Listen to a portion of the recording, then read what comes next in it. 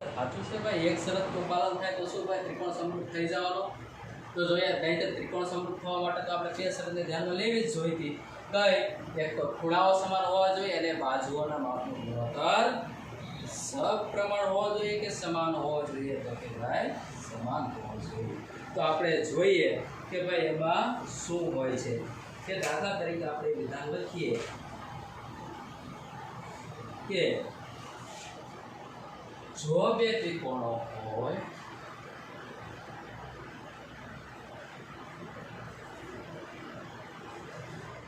અનુરૂપ ખૂણાઓ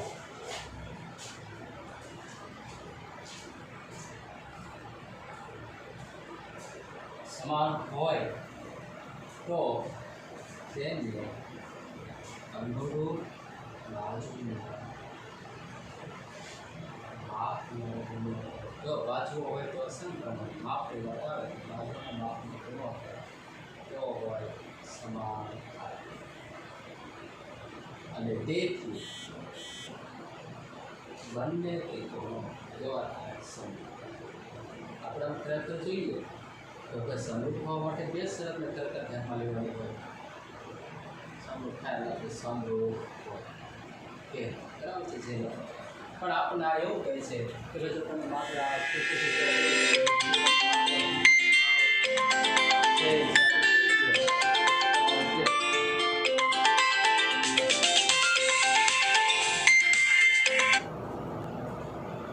તો હવે જોઈએ ભાઈ શું ખરેખર ત્રણ ખૂણા સમાન સાબિત કરી દે તો બાજુનો ગુણોત્તર સમાન થઈ જતા છે અને એટલે ત્રિકોણ સમાન થતા છે. તો આને આપણે કહીશું મૂળભૂત પ્રમેય 6.3. તો જોઈએ કે દાખલા તરીકે આપણી પાસે છે શું? માત્ર ખૂણાઓ સમાન છે અનુરૂપ, બરાબર છે. આપણી પાસે બીજું કાંઈ છે નહીં, બરાબર. તો ચેક કરવું છે. તો હાલો આપણે શરૂઆત કરીએ. સાબિતી ભાઈ ખરેખર હોય છે કે નહીં, ત્રિકોણ સમરૂપ થાય છે કે નહીં. દાખલા તરીકે હાલો ત્રિકોણ ABC, બે ત્રિકોણ છે ABC એટલે અનુરૂપ ખૂણાવાળો છે.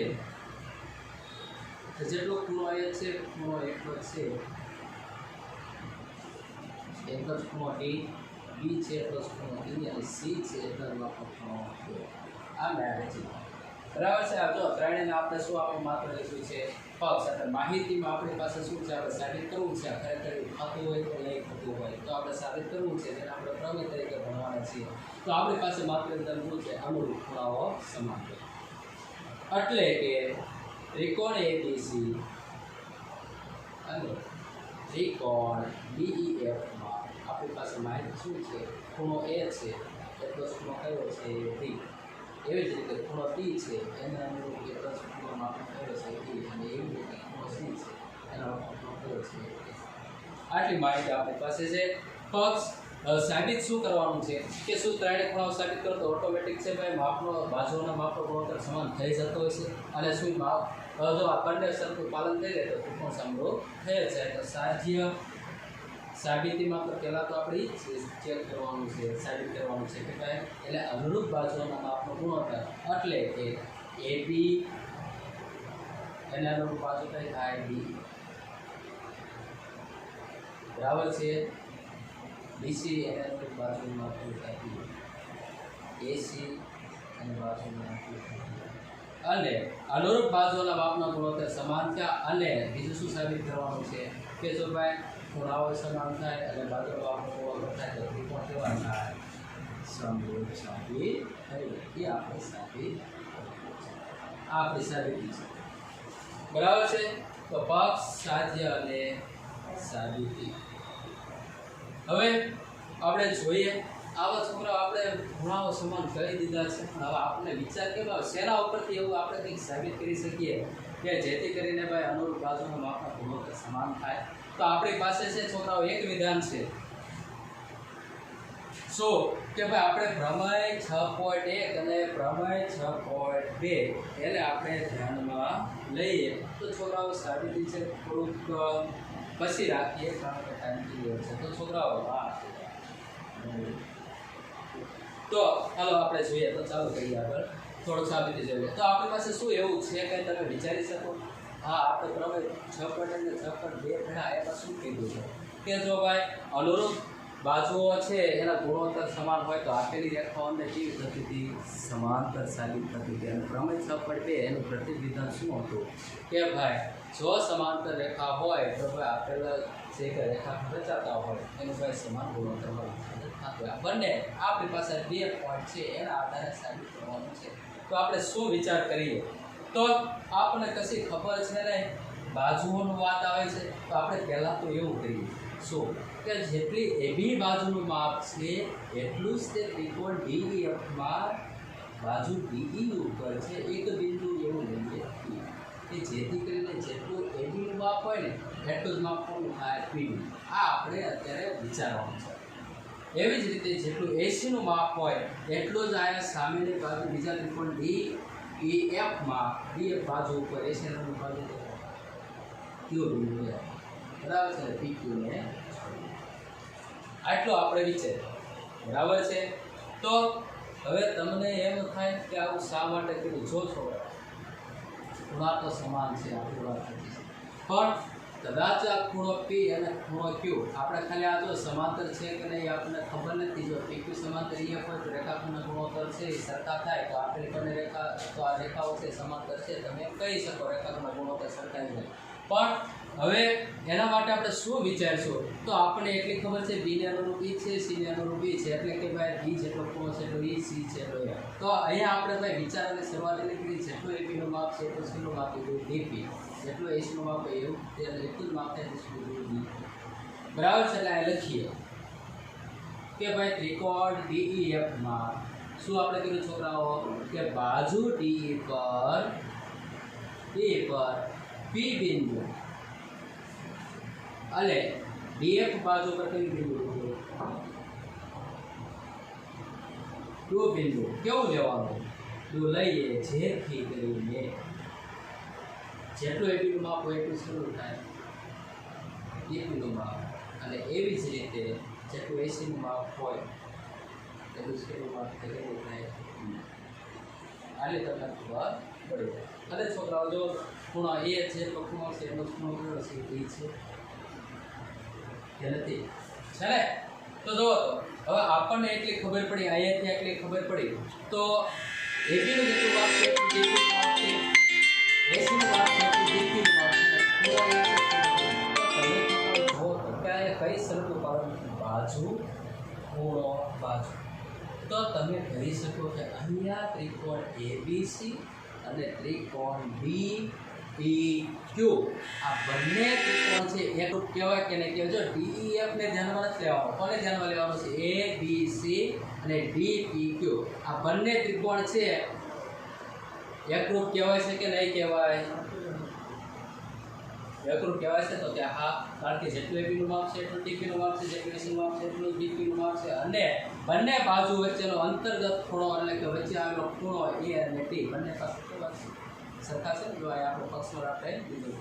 તો આ બાખુબ આ પ્રમેય ઉપરથી તમે શું કહી શકો કે ત્રિકોણ ABC એકરૂપ ત્રિકોણ શું? હલો, તો આટલી તમને ખબર પડવી જોઈએ. અહીંયા સુધી તમે બધાને સમજાણો કે ભાઈ DPQ અને ABC ભાઈ કઈ રીતે ભાઈ એકરૂપ થયા, શા માટે થયા, કઈ શરત ઉપર થયા? તો કે બાખુબા પ્રમેય ઉપરથી આપણે એકરૂપ થઈ ગયા. એટલે કે જો એકરૂપ થયા બરાબર છે તો જેટલો ખૂણો A હોય એટલો જ ખૂણો કયો હોય? D. બરાબર છે. એવી જ રીતે ખૂણો B હોય એના અનુરૂપ ખૂણો કયો છે? P. જેટલો ખૂણો હોય એટલો જ કયો હોય? બરાબર છે. જેટલો જ ખૂણો C છે એટલો જ ખૂણો કયો હોય? આટલી આ બધાને ખબર પડી છોકરાઓ કે ન પડી? તો બધાને આટલી ખબર પડી ગઈ હોય તો છોકરાઓ અહીંયા જુઓ તો ખૂણો A છે એટલો જ ખૂણો D છે. અમારી વાત ખૂણો B છે એટલો જ P છે. ખૂણો B અને P સરખા. અને આગળ આપણે શું જોયું છોકરાઓ? ખૂણો B છે એટલો જ ખૂણો કયો છે? E પણ છે. એટલે કે આ ત્રણેય ખૂણો કેવા થયા? સરખા. એવી જ રીતે તમે C માં વિચારો તો ખૂણો C છે એટલો જ ખૂણો કયો છે?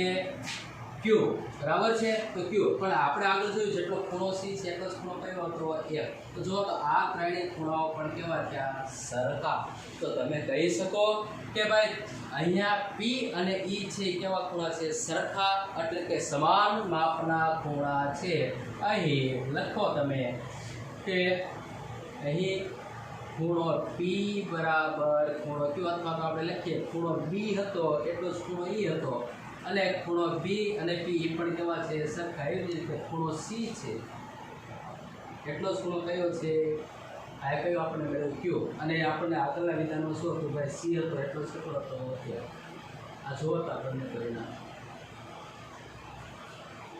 તો આ થોડો કાંઈ વિચારો હવે આપણે આ ત્રિકોણમાં નજર નાખી કે પી અને ઈ સરખા આવે બરાબર તો જુઓ તો ભાઈ જ્યારે આ પી અને ઈ વચ્ચે જો તો કેવા સંબંધ રચાય છે કે એક જેવી રચના થાય છે એક જેવી રચના થઈને આપણે કેવા ખૂણા કહીએ છીએ અનુકોણ કહીએ છીએ એટલે કે ખૂણો પી અને ખૂણો ઈ છે એ અનુકોણ છે અને અનુકોણ પાસે કેવા છે બંને સમાન આવ્યા છે ખૂણો ઈ અને પી એવી જ રીતે અહીંયા પણ આપણને જો તો ખૂણો ક્યુ અને ખૂણો એફ એ પણ કેવા થાય છે એફ જેવી રચના થાય એટલે આપણે અનુકોણ તરીકે આપણે ભાઈ સમજીએ છીએ તો ક્યુ અને એફ સરખા છે તો ધોરણ 9 તમે ભણી ગયા આગળના ધોરણમાં પણ ભણી ગયા કે શું કે જ્યારે પણ બે અનુકોણોના માપ સરખા હોય તો આપેલી બંને રેખા કેવી છે સમાંતર છે કેવી છે સમાંતર એટલે કે PQ સમાંતર EF સાચી તમે કહી શકો આથી અહીં લખીએ અહીં અનુકોણો સમાન હોવાથી આપણે આગળના ધોરણમાં ભણી ગયા ભાઈ અનુકોણ સમાન હોય તો ભાઈ આપેલી રેખા કેવી હોય આપેલી બાજુ અથવા તો હોવાથી કોણ કોણ છે PQ અને EF એ કેવા સમાંતર છે એટલે આપણને ખબર પડી ગઈ છે PQ સમાંતર EF બરાબર છે તો હવે છોકરાઓ જો આ બંને રેખાઓ સમાંતર આવી ગઈ તો આપણે ભાઈ શું કરશું સમપ્રમાણતાના મૂળભૂત પ્રમેયમાં જતા રહીશું તો શું આવે ભાઈ સમાંતર રેખા હોય તો શું થાય કે એને અનુરૂપ બાજુના માપનો ગુણોત્તર કેવો હોય સરખો એટલે કે DP ના છેદમાં P એટલે લખવાય પ્રમેય 6.1 શું લખી શકાય DP ના છેદમાં PE is equal to DQ ના છેદમાં QA આટલું લખી શકાય ને છોકરાઓ આ તો બધાને હવે આવડે આપણે જૂની જે આગળ ભણી ગયા એ ચાલુ થયું છે તો DP ના છેદમાં P હવે આપણે છોકરાઓ જોવો તો આપણે સાબિત કોની વચ્ચે કરવાનું છે આપણે તો D વચ્ચે સાબિત કરવું છે ને તો આપણે તો આ P વિશે લખ્યું તો આપણે થોડુંક કંઈ ચેન્જ કરીએ અહીંયા થોડુંક છે શું કરીશું ઉલટ કરીએ QF ના છેદમાં DQ બંને બાજુ છે જો આ એક એક ઉમેરી તો પછી બંને બાજુ એક ઉમેરો શું થાય બંને બાજુ એક ઉમેરો પ્લસ QF ના છેદમાં DQ પ્લસ 1 તો DP છે સામેની બાજુ જાય એટલે શું થાય PE પ્લસ DQ છેદમાં શું છે DQ is equal to DQ છે સામેની બાજુ એટલે શું થાય QA પ્લસ DQ છેદમાં શું થાય જો તો P plus DP PE plus DP એટલે શું થઈ ગયું D થઈ ગયું કેટલો થઈ ગયો તો કે હા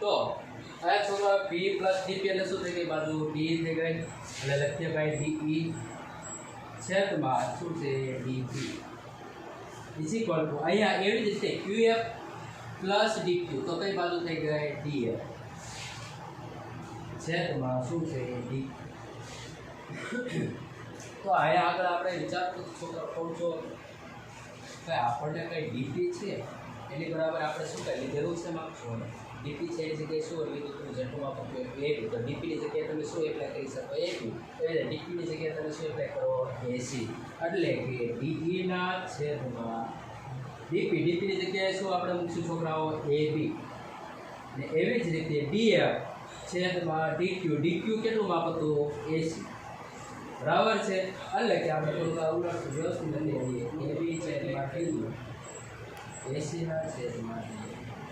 તો જોવો તો છોકરાઓ શું આ કંઈ સંબંધ આપણને જોવા મળે છે કે ભાઈ અનુરૂપ બે બાજુઓના માપનો ગુણોત્તર કેવો છે સરખો છે. તો અહીંયા આપણે જો છોકરાઓ શું જોવા મળે કે આપેલી બંને રેખાઓ કેવી છે સમાંતર, એટલે તમે શું કહી શકશો છોકરાઓ અનુરૂપ બાજુઓના માપના ગુણોત્તર સમાન આવ્યા કે ન આવ્યા? હા આવી ગયા, બરાબર છે. તો આવી જ રીતે આ જેટલી પ્રોસેસ કરી બે બાજુને સાબિત કરવા એવી જ રીતે તમે સાબિત કરો કે ભાઈ એબીના છેદમાં કઈ બાજુ આવી ડી, તેના રૂપ ત્રીજી બાજુ પણ કેવી થાય સરખી બીસીના છેદમાં ડી, બરાબર છે. તો આ ત્રણેય જો માત્ર આપણને ખૂણાઓ આપેલા હોય સરખા, તો સરખા ખૂણા હોય તો એના ઉપરથી આપણને ત્રણેય બાજુના ગુણોત્તર જો કેવા થાય છે સમાન જ થાય છે.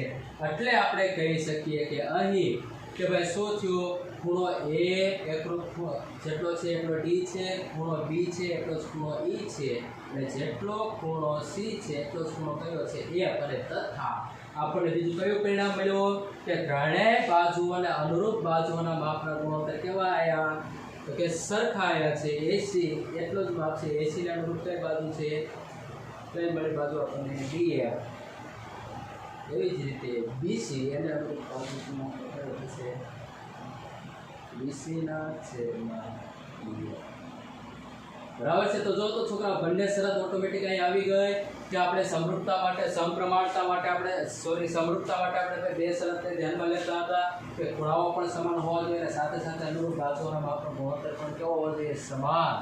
આથી કહી શકાય શું કહી શકાય કે ભાઈ ત્રિકોણ એબીસી સમરૂપ ત્રિકોણ ડીઈએફ, બરાબર છે. એટલે કે જો આપણને માત્ર ને માત્ર ત્રણ ખૂણાઓ સરખા હોય તો તમે ત્રિકોણ છે સમરૂપ સાબિત કરી શકો. તો હવે છોકરાઓ તમને ખબર પડી છે, થોડુંક એકવાર ફરીવાર રિવ્યુ લઈએ કે આપણને ત્રિકોણ એબીસી છે એમાં માત્ર અનુરૂપ ખૂણાઓ આપેલા છે, આપણે કશી ખબર છે ને કે અંદર શું વિચારીએ. તો ભાઈ આગળ થોડુંક એવું વિચારવા માટે આપણે શું કર્યું કે ભાઈ જેટલું એબીનું માપ હતું એટલું જ માપ કોનું આપ્યું આપણે ભાઈ એટલું જ માપ થાય એવું ભાઈ ડી રેખાખંડ ઉપર પી બિંદુ લીધું જેથી કરી એબી થાય ડીપી, એવી રીતે એસીનું માપ થાય એટલું જ ભાઈ કયું ક્યુ બિંદુને ડીપી, બરાબર છે. તો છોકરાઓ આ ત્રિકોણના બંને બાજુઓના માપ સમાન છે અને ખૂણો એ છે એટલે ખૂણો ડી છે, એટલે ભાગ ખૂબ આ પ્રમેય ઉપરથી આ બંને ત્રિકોણો કેવા થયા એકરૂપ. એટલે કે ખૂણો એ ખૂણો બી ખૂણો પી એટલો જ ખૂણો હોય છે ખૂણો પી ખૂણો ક્યુ, બીને અનુરૂપ ખૂણો કયો હોય ક્યુ અને સી જેટલો કયો. તો છોકરા જો પી પણ સરખો પી છે એ બી જેટલો આવ્યો અને ઈ પણ બી જેટલો હતો, તો એવી જ રીતે ખૂણો ક્યુ છે કે જેટલો આવ્યો સી જેટલો, પણ એફ પણ કેટલો હતો સી જેટલો. એટલે કે પી અને ઈ બંને સરખા આવ્યા તો આ બંને ખૂણા વચ્ચે શું સંબંધ છે તો કે બંને ખૂણાઓ છે અનુકોણ, અને જો અનુકોણ સરખા હોય તો આપેલી બંને રેખાઓ કેવી હોય સમાંતર હોય એવું આપણે આગળના ધોરણમાં ભણી ગયા. તો આપણે આ સમાંતર રેખા સાબિત થાય તો આગળના આપણે પ્રમેય છે 6.1 6.2 ઉપરથી ધ્યાન લઈએ તો ભાઈ સમપ્રમાણતાનો મૂળભૂત પ્રમેય સમાંતર રેખા હોય તો બંને રેખાખંડો છે જે આ રેખા દ્વારા સમાંતર રેખા દ્વારા રચાતા હોય રેખાખંડ, બંને રેખાખંડોનો ગુણોત્તર છે કેટલો હોય તો કે અને અનુરૂપ બાજુઓના માપના ગુણોત્તર જેટલો હોય સમાન હોય. તો આપણે માત્ર ગુણોત્તર લીધો, પણ એમાં આપણી પાસે ભાઈ ડીપી છે એની જગ્યાએ શું આપણે ધ્યાનમાં લીધું ડીપી જગ્યાએ એબી. તો અહીંયા છે છોકરા આપણે શું માપ કર્યું છે એપ્લાય ડીપીની જગ્યાએ એબી અને ડીક્યુની જગ્યાએ એસી, બરાબર છે. તો અનુરૂપ બાજુઓના માપના ગુણોત્તર કેવા આવ્યા સમાન. એટલે કે જો આપણે માત્ર ખૂણાઓ ત્રણેય સરખા આપી દીધા હોય તો ત્રણેય બાજુના માપના ગુણોત્તર ઓટોમેટિક સરખા સાબિત થઈ જવાના અને તેથી બંને ત્રિકોણ કેવા થવાના સમરૂપ. એટલે કે આપણે સમરૂપ થવા માટે માત્ર કેટલી શરતને ધ્યાનમાં લેવી જોઈએ એક હોય તો પણ આપણે સમરૂપ ત્રિકોણ સાબિત કરી શકીએ. સારું, તો આજે છે તમારા હોમવર્કમાં છે છોકરા